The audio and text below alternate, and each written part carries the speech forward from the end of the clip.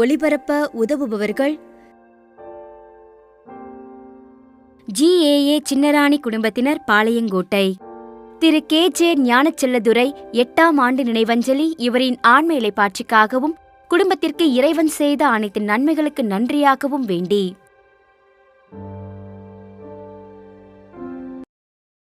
தந்தை மகன் தூய ஆவியாரின் பெயராலே நம் ஆண்டவராகிய இயேசு கிறிஸ்துவின் அருளும் கடவுளின் அன்பும் தூய ஆவியாரின் நட்புறவும் உங்கள் அனைவரோடும் இருப்பதாக. உம்மான்மாவோடும் இருப்பதாக. இத்திருப்பலியை தகுந்த உள்ளத்தோடு ஒப்புக்கொடுத்து இறை அருளை ஆசிரை பெற நமது பாவங்கள் பலவீனங்களை ஏற்று மனமருந்தி அவரது இரக்கத்தை மன்னிப்பை வேண்டுவோம். உள்ளம் நொறுங்கி வருந்துவோரை குணமாக்கும்படி அனுப்ப பெற்ற ஆண்டவரே இரக்கமாயிரும். ஆண்டவரே இரக்கமாயிரும். பாவிகளை தேடி மீட்க வந்த கிறிஸ்துவே இரக்கமாயிரும். கிறிஸ்துவே இரக்கமாயிரும். எங்களுக்காக பரமதந்தையிடம் பரிந்து பேச அவரது வலப்பக்கம் வீற்றிருக்கும் ஆண்டவரே இரக்கமாயிரும். ஆண்டவரே இரக்கமாயிரும். எல்லாம் வல்ல இறைவன் நம் மீது இரக்கம் வைத்து நம் பாவங்களை எல்லாம் மன்னித்து நம்மை நிலை வாழ்வுக்கு அழைத்து செல்வாராக. ஆமீன். மன்றாடுவோமாக. இரக்கமுள்ள இறைவா, நாங்கள் முழு மனதுடன் உம்மை வழிபட வேண்டுகின்றோம். அவ்வாறே எல்லா வல்லமையும் மக்களையும் நேரிய உள்ளத்துடன் அன்பு செய்யவும் உமது இரக்கத்தை எங்கள் மீது அருள்வீராக. உம்மோடு தூய ஆவியாரின் ஒன்றிப்பில் இறைவனாய் என்றென்றும் வாழ்ந்து ஆட்சி செய்கின்ற எங்கள் ஆண்டவரும் உமது திருமகனுமாகிய கிறிஸ்து வழியாக உம்மை மன்றாடுகிறோம்.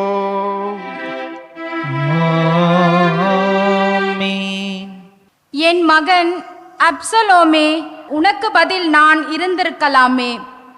சாமுவேல் 2ஆம் நூலில் இருந்து வாசகம்.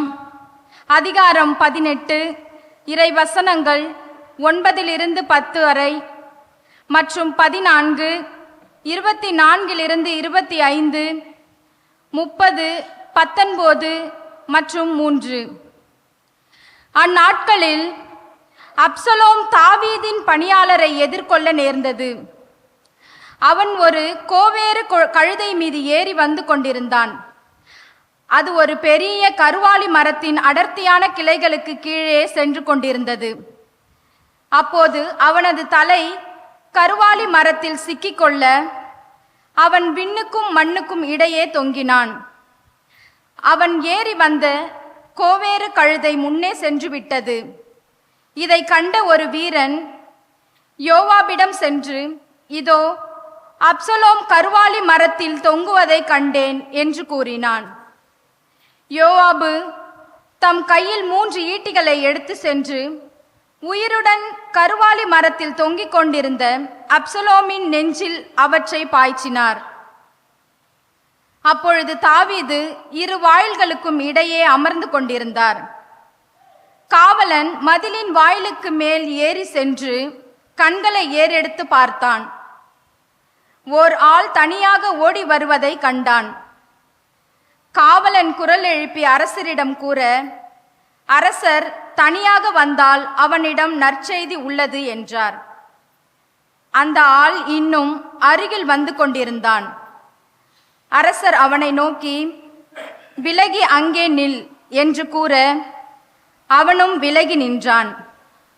அப்போது கூசியனும் வந்து, என் தலைவராம் அரசே, நற்செய்தி இன்று ஆண்டவர் உமக்கு எதிராக எழுபவர்களின் கரத்தினின்று உம்மை விடுவித்துள்ளார் என்று கூறினான்.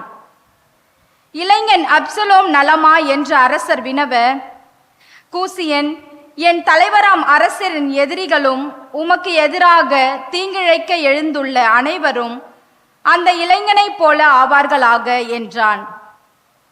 அப்போது அவர் அதிர்ச்சியுற்று, என் மகன் அப்சலோமே, என் மகனே, என் மகன் அப்சலோமே, உனக்கு பதில் நான் இருந்திருக்கலாமே.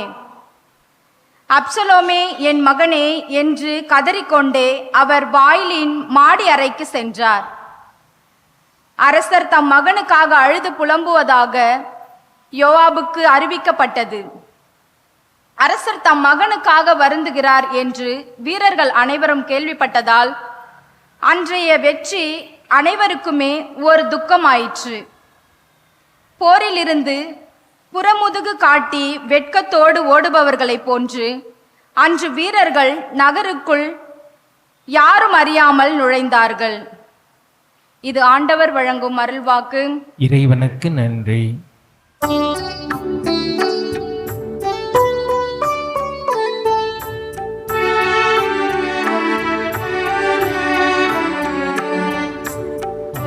ஆண்டவரே எனக்கு செவி சாய்த்து பதிலளியும்.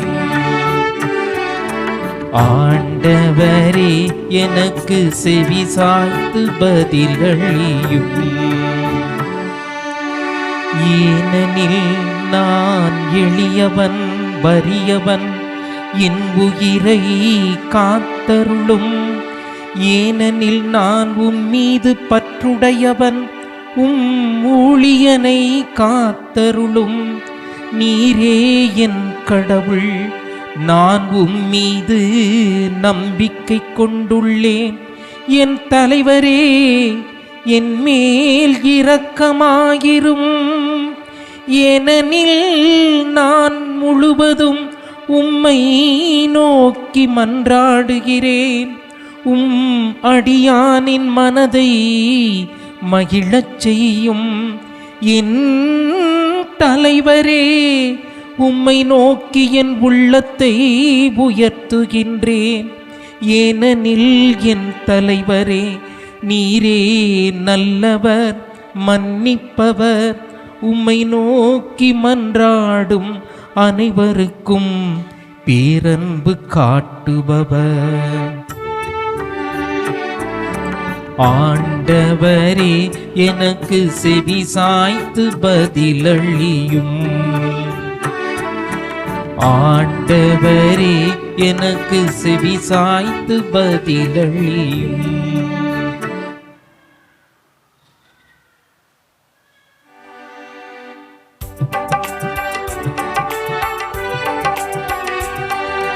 அல்லேலூயா, அல்லேலூயா, அல்லேலூயா, அல்லேலூயா, அல்லேலூயா, அல்லேலூயா, அல்லேலூயா, அல்லேலூயா.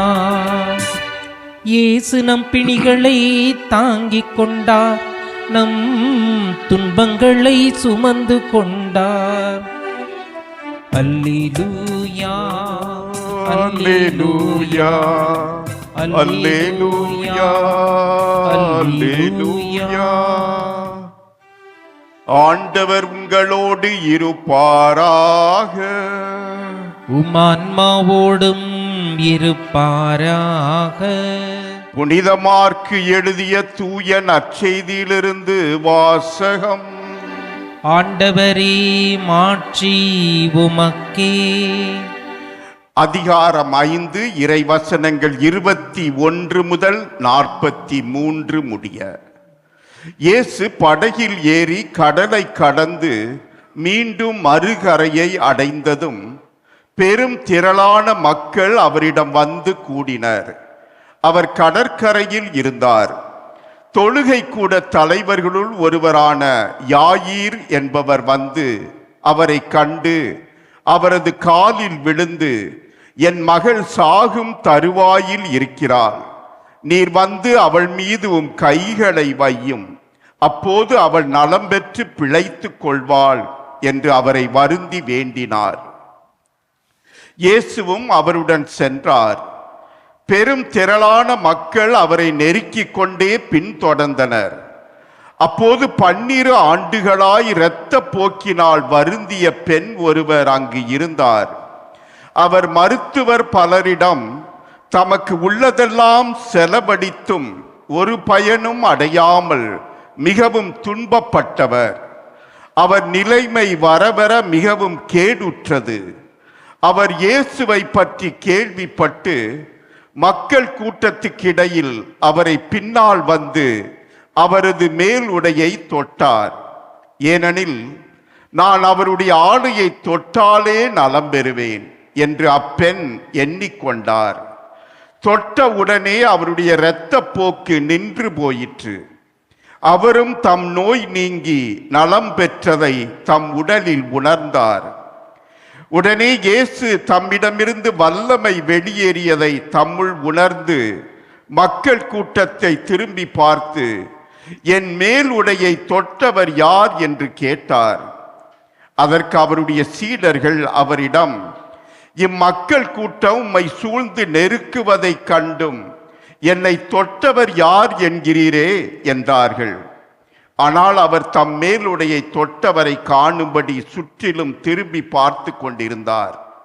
அப்போது அப்பெண் தமக்கு நேர்ந்ததை அறிந்தவராய் அஞ்சி நடுங்கிக் கொண்டு அவர் முன் வந்து விழுந்து நிகழ்ந்தது அனைத்தையும் அவரிடம் சொன்னார்.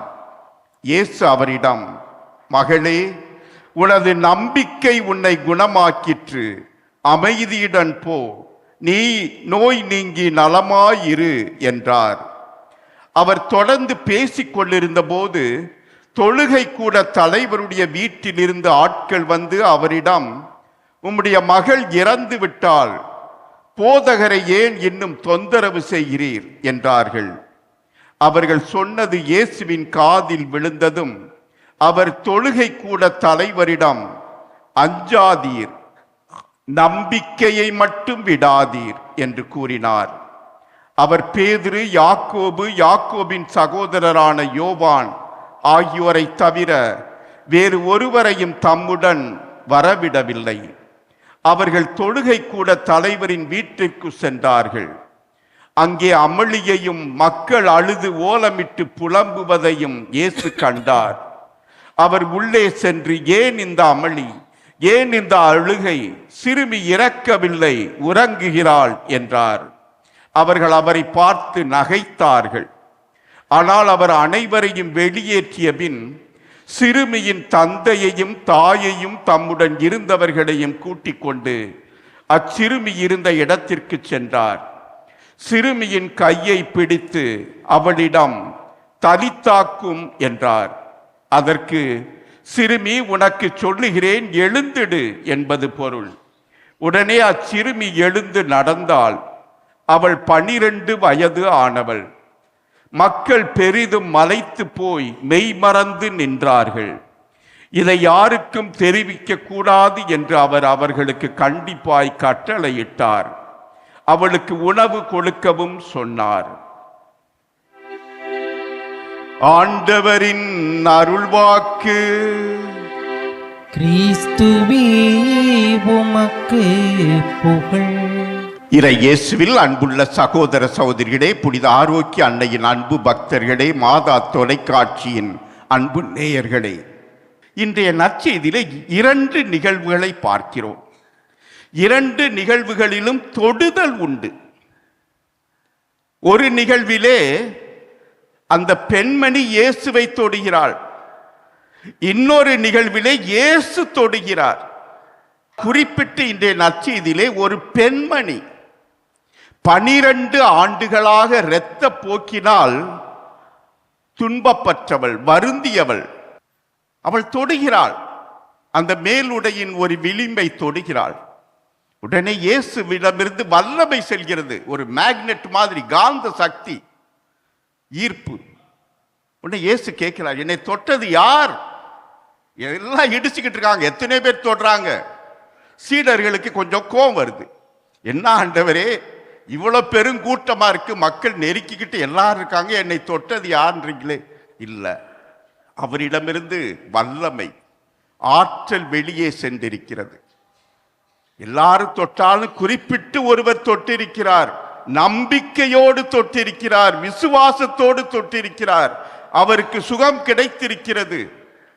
அந்த பெண்மணி இனிமேல் மறைக்க முடியவில்லை.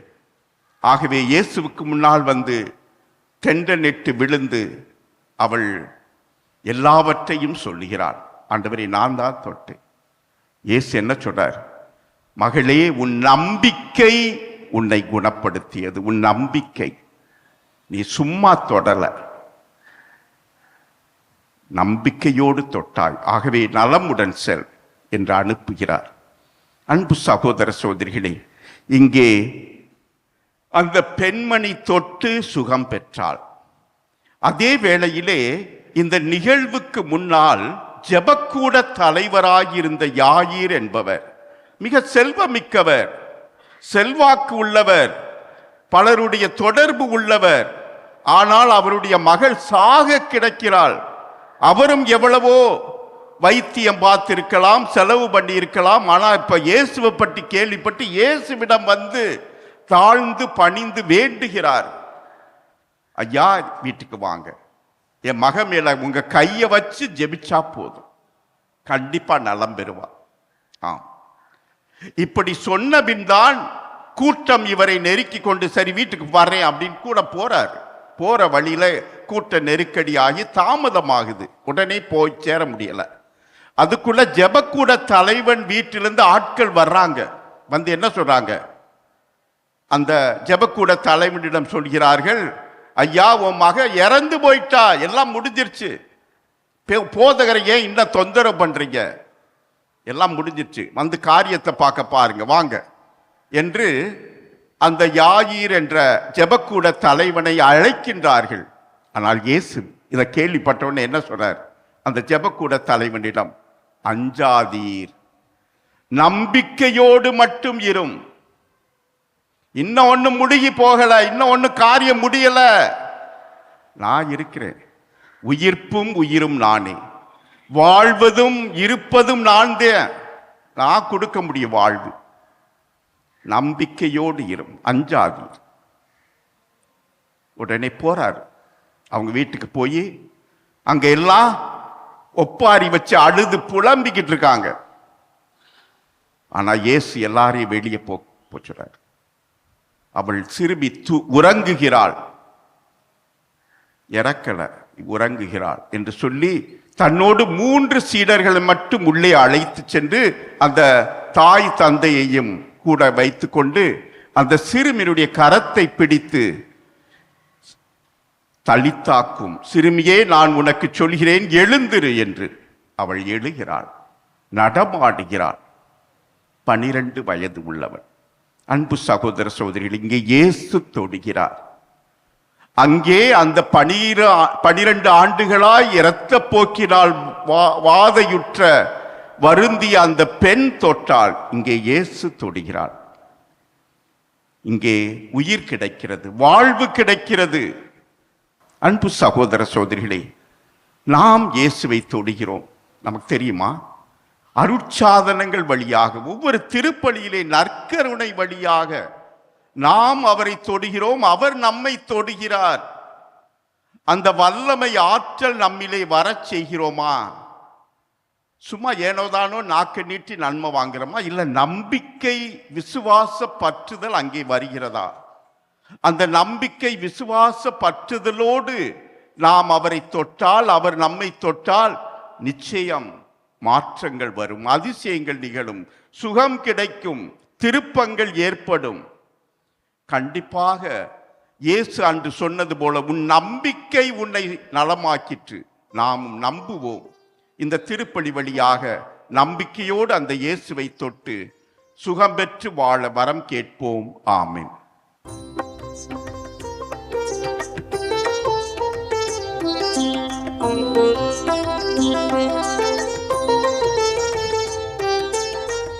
இறைவனின் அருள் மொழி கோபுரத்தில் நான் இருவிழி தீபங்கள் ஏற்றி வைத்தேன்.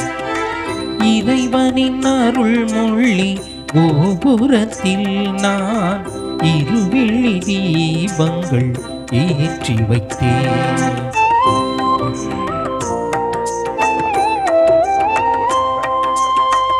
ஆவியின் அருளால் வாழ்ந்திடுவேன் நான், ஆண்டவர் குரலாய் மாறிடுவேன். ஆவியின் அருளால் வாழ்ந்திடுவேன் நான். ஆண்டவர் குரலாய் மாறிடுவேன். ஆபேல் அழித்திட்ட ஆடாவே நான். அபிரகம் தந்த மகனாவே. இறைவனின் அருள்மொழி கோபுரத்தில் நான் இருவிழி தீபங்கள் ஏற்றி வைத்தேன். சகோதர சகோதரிகளே, உங்களுடையதும் என்னுடையதுமான இத்திருப்பலி எல்லாம் வல்ல தந்தையாகிய இறைவனுக்கு ஏற்றதாகும்படி மன்றாடுங்கள். ஆண்டவர் தமது பெயரின் புகழ்ச்சிக்காகவும் ஆட்சிக்காகவும் நமது நன்மைக்காகவும் புனித திரு அனைத்து நலனுக்காகவும் உமது கையிலிருந்து இப்பலியை ஏற்றுக்கொள்வாராக. ஆண்டவரே, எங்கள் பணிகளை காணிக்கையாக உமது பீடத்துக்கு கொண்டு வருகின்றோம். இவற்றை கனிவுடன் ஏற்று எங்களது மீட்பின் அருளடையாளமாக மாற்றுவீராக. எங்கள் ஆண்டவர் கிறிஸ்து வழியாக உம்மை மன்றாடுகிறோம். ஆமென். ஆண்டவர் உங்களோடு இருப்பாராக. ஆன்மாவோடும் இருப்பார். இதை எங்களை மேலே எழுப்புங்கள். ஆண்டவரிடம் நாம் இறைவனாகிய ஆண்டவருக்கு நன்றி கூறுவோம். அது தகுதியும் நீதியும் ஆனது. ஆண்டவரே, தூயவரான தந்தையே, என்றும் உள்ள எல்லாம் வல்ல இறைவா, எந்நாளும் எவ்விடத்திலும் நாங்கள் உமக்கு நன்றி செலுத்துவது மெய்யாகவே தகுதியும் நீதியும் ஆகும். எங்கள் கடமையும் மீட்புக்குரிய செயலும் ஆகும். உமது நன்மை மிகுதியால் எங்கள் ஆண்டவர் கிறிஸ்து வழியாக நீர் மனிதராகி எங்களை படைத்தீர். நாங்கள் நீதியின்படி தண்டனைக்கு உரியவராயினும் அது இரக்க மிகுதியினால் எங்களை மீட்டருளினீர். வானதூதர் புனிதர் அனைவரோடும் சேர்ந்து நாங்கள் உம்மை தாழ்மையுடன் இறங்கி புகழ்ந்து சொல்வதாவது: தூயவர் தூயவர் தூயவர், வான் படைகளின் கடவுளாம் ஆண்டவர். விண்ணகமும் மண்ணகமும் உமது மாட்சியால் நிறைந்துள்ளன. உன்னதங்களிலே ஓசன்னா. ஆண்டவர் பெயரால் வருகிறவர் ஆசி பெற்றவர். உன்னதங்களிலே ஓசன்னா. ஆண்டவரே, நீர் மெய்யாகவே தூயவர், தூய்மை அனைத்துக்கும் ஊற்று. ஆகவே உம்முடைய ஆவியை பொழிந்து இக்காணிக்கைகளை தூய்மைப்படுத்த உம்மை வேண்டுகிறோம். இவ்வாறு எங்கள் ஆண்டவர் இயேசு கிறிஸ்துவின் உடலும் இரத்தமுமாக எங்களுக்கு இவை மாறுவனவாக. அவர் பாடுபட உளம் கனிந்து தம்மை கையடித்த போது அப்பத்தை எடுத்து நன்றி செலுத்தி அதை பிட்டு தம் சீடர்களுக்கு அளித்து கூறியதாவது: அனைவரும் இதிலிருந்து பெற்று உண்ணுங்கள், ஏனெனில் இது உங்களுக்காக கையடிக்கப்படும் என் உடல்.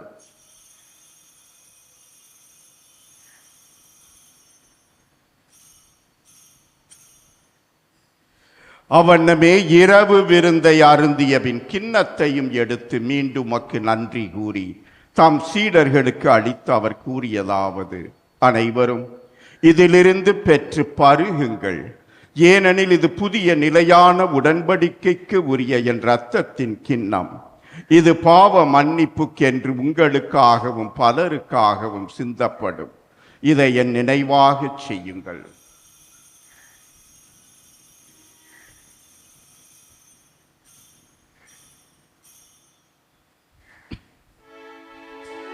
நம்பிக்கையின் மறை பொருள்.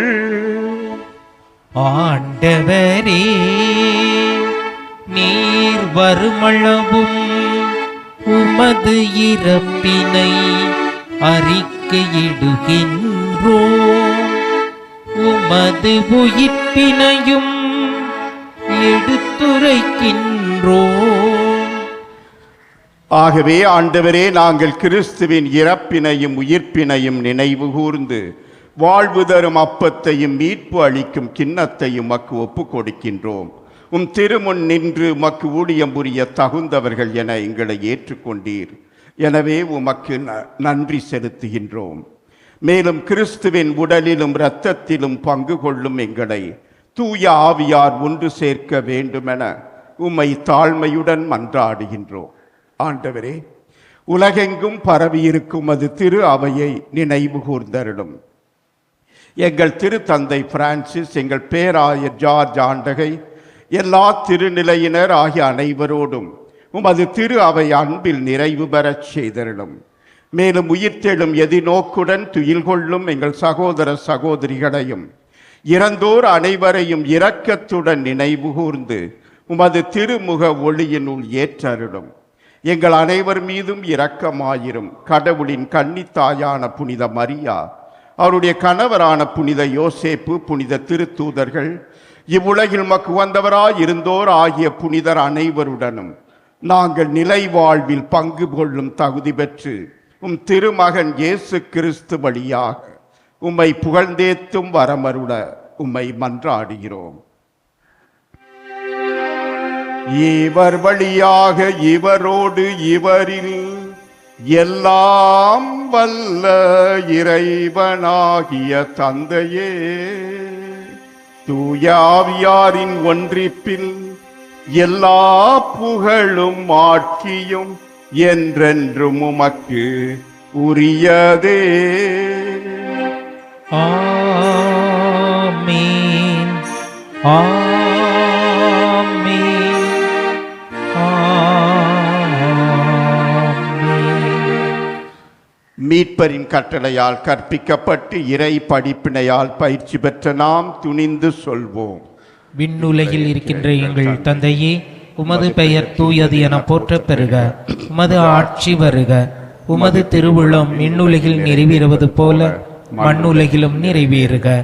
எங்கள் அன்றாட உணவை இன்று எங்களுக்கு தாரும். எங்களுக்கு எதிராக குற்றம் செய்வோரை நாங்கள் மன்னிப்பது போல எங்கள் குற்றங்களை மன்னியும். எங்களை சோதனைக்கு உட்படுத்தாதேயும், தீமையிலிருந்து எங்களை விடுவித்தருளும். ஆண்டவரே, தீமை அனைத்திலுமிருந்தும் எங்களை விடுவித்து எங்கள் வாழ்நாளில் அமைதியை கனிவுடன் அருள உம்மை மன்றாடுகின்றோம்.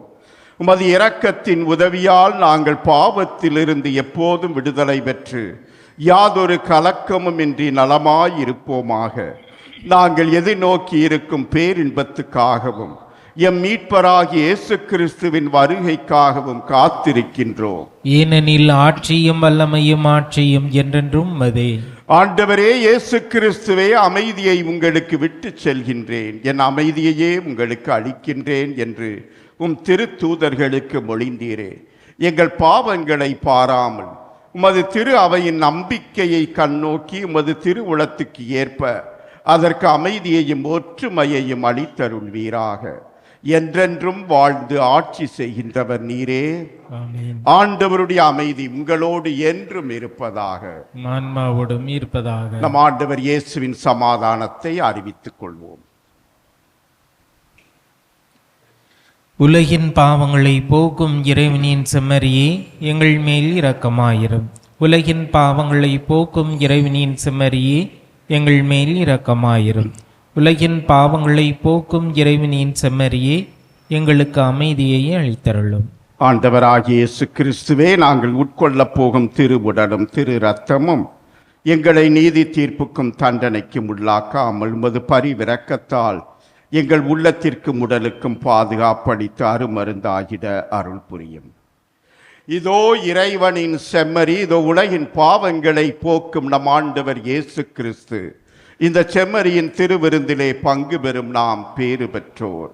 ஆண்டவரே, நீர் என் இல்லத்தில் நான் தகுதியற்றவன், ஆனால் ஒரு வார்த்தை மட்டும் சொல்லி எனது ஆன்மா நலமடையும். கிறிஸ்துவின் திருவுடலும் இரத்தமும் நம்மை காத்திருத்திய வாழ்வளிப்பதாக. ஆமென். நன்றியோடு மன்றாடுவோமாக. ஆண்டவரே, மீட்பு அளிக்கும் கொடையால் வலுவூட்ட பெற்ற நாங்கள் உம்மை வேண்டுகின்றோம். அதனால் முடிவில்லா மீட்பின் இந்த உதவியால் உண்மையான நம்பிக்கை எங்களில் வளரச் செய்வீராக. எங்கள் ஆண்டவர் கிறிஸ்து வழியாக உம்மை மன்றாடுகிறோம். ஆண்டவர் உங்களோடு இருப்பாராக. ஆன்மாவோடும் இருப்பாராக. எல்லாம் வல்ல இறைவன் தந்தை, மகன், தூய ஆவியார் உங்களை ஆசீர்வதிப்பாராக. ஆமென். கிறிஸ்துவின் அன்பிலும் அன்னையின் அரவணைப்பிலும் சென்று வாழுங்கள், திருப்பலி நிறைவேறிற்று. இறைவனுக்கு நன்றி. திருப்பலி ஒளிபரப்ப உதவியவர்கள்: